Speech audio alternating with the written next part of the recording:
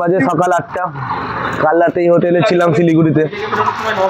তো এখন এই সকালবেলা উঠে বাইক টোটাল লাগেজ রেডি করে দাঁড়িয়ে এখন চা খাচ্ছি। এবার যাব মাঙ্গানের উদ্দেশ্যে। আজকে ডে 2। সবাই লাগেজ বেঁধে রেডি। আমার পার্টনাররা, আমার এখন ফুল ট্যাঙ্ক বর্তমানে, আমিও রেডি। চলো দেখা হচ্ছে আগে।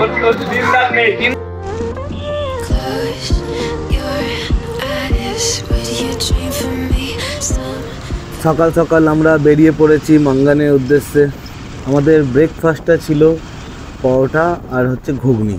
আজকে আমাদের রাইডটা হবে total 134 kilometre, Siliguri to Mangan.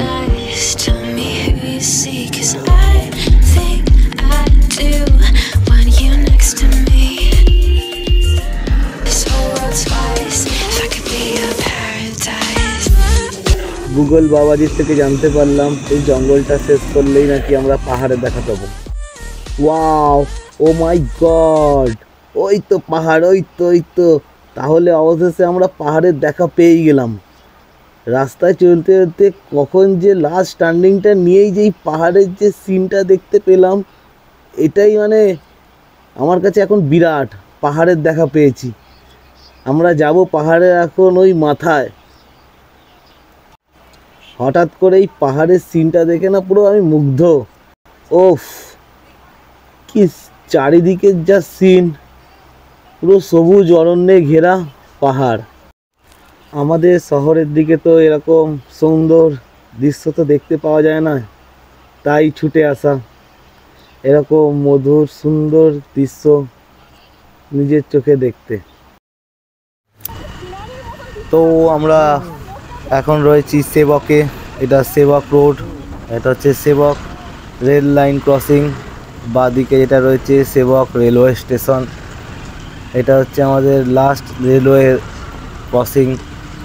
এরপরে আমরা নেক্সট আর কোনো রেলওয়ে ক্রসিং পাবো না। ও, আবার একটা বিএসএফ গাড়ি। এই গাড়িগুলো দেখে, বিএসএফের গাড়িগুলো দেখে মনে হচ্ছে আমি কোনো বর্ডার সাইড এরিয়াতে চলে এসেছি।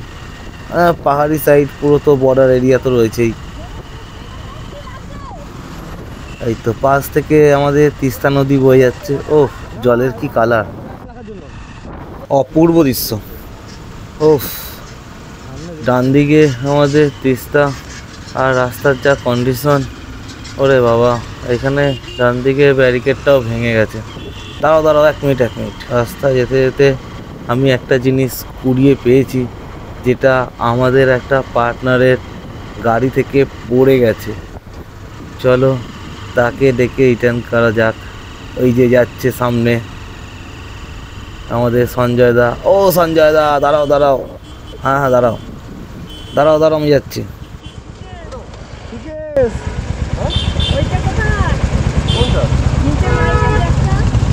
মাইকের পোর্টটা কয়, মাইকের পোর্ট।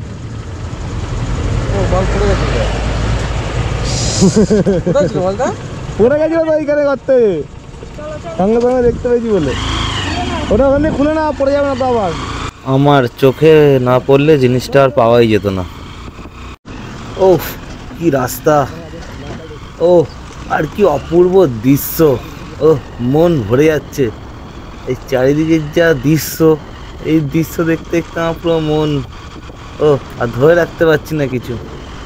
তো যাই হোক, সবে তো শুরু, এখনো অনেক দূর। ওই একটা কথা আছে না, পিকচার আভি বাকি হ্যায় মেরে দোস্ত। আজকে শুধু আমি দেখছি চারিদিকে শুধু সবুজে ঘেরা অরণ্য। ইচ্ছে আছে, আশা করি কালকেই আমি পুরো চারিদিকে পুরো সবুজের জায়গায় সব সাদা দেখতে পাবো। উফ, দেখার অপেক্ষায় খালি।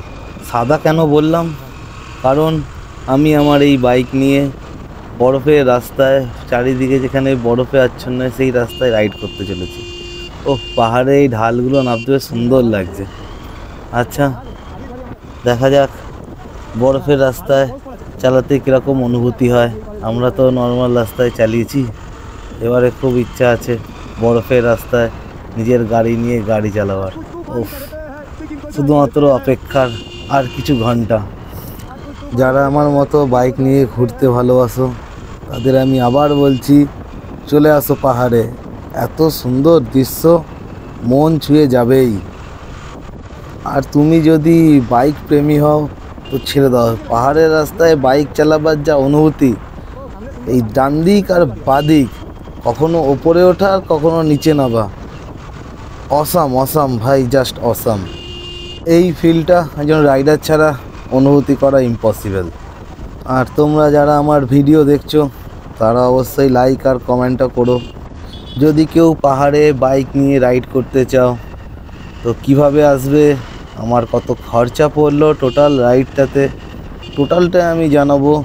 বাট রাইডটা তো আগে কমপ্লিট করি। পাহাড়ের গায়ে ছোট ছোট ঘরগুলো দেখতে খুব সুন্দর লাগে, কিছু কিছু জায়গায় দেখলাম নতুন ঘর তৈরিও হচ্ছে এখন। পাহাড়ের গায়ে এই বাড়িগুলো দেখতে যত সুন্দর কিন্তু ডেঞ্জারাস, ধস নামলেই হয়ে গেল।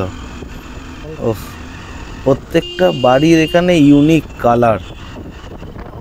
কালারগুলো, ওহ এই দেখো, বলতে না বলতে প্রত্যেকটা বাড়ির এখানে ইউনিক কালার, খুব সুন্দর কালার দেখতে, এক একটা বাড়ি একদম কালার, ও চোখ ছুঁয়ে যাচ্ছে পুরো। ওয়াও, কি সুন্দর দৃশ্য! পাহাড়ের প্রত্যেকটা টার্নিংয়ে এত সুন্দর দৃশ্য লাগছে। ওয়াও, এখানে রাস্তাটা একটু কাজ হচ্ছে, ডান দিকে রাস্তাটা একটু বড় করার কাজ চলছে, কিছুদিনের মধ্যে একটু বড় হয়ে যাবে রাস্তাটা।